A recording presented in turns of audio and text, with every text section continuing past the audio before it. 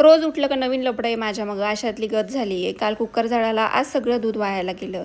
आता हे सगळं साफ करून मी बसले. हे ट्रान्सफर करायचं होतं मला प्लांट, जे की इंडोर प्लांट होतं. 2 वर्षापूर्वी मी घेऊन आले होते. घरात ठेवून ठेवून त्याची अवस्था मरायला लागल्यासारखी झाली होती. मग मी ते उन्हाला ठेवलं होतं. आता इंडोर जरी असेल तरी त्यांना उन्हाची गरज असती बरं का, हे माझ्या लक्षात उशिरा आलं. मग मी ते उन्हाला ठेवलं आणि ते खूप छान बहरलं. परत पहिल्यासारखं फुटून गेलं. म्हटलं चला आता त्याला ट्रान्सफर करून आत घेऊया.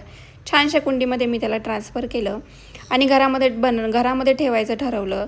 त्याच्या पानांवरती खूप जास्त धूळ बसलेली होती. आता हे जर नर्सरीमध्ये घ्यायला गेलं ना तर 200-250 रुपये तर लागतातच याला. आणि म्हणून मी ते उन्हाला ठेवून पुन्हा ट्राय केलं की ते फुटतंय का बघायला. पण ते छान फुटलं. मग मी ह्या कुंडीत ट्रान्सफर केलं आणि त्याच्या पानांवरची धूळ साफ करून ते छानपैकी घरामध्ये घेतलं. आता या भावा बहिणीचं प्रेम मला रोज पाहायला भेटत नाही. रोज मला यांची धपारपीच पाहायला भेटते.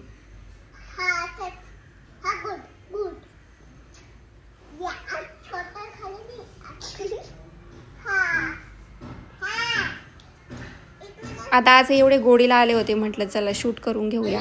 चला, अंजलीस मिनी ब्लॉग हे या ताईंच्या चॅनलचं नाव आहे आणि नक्की एकदा जाऊन चेकआउट करा आणि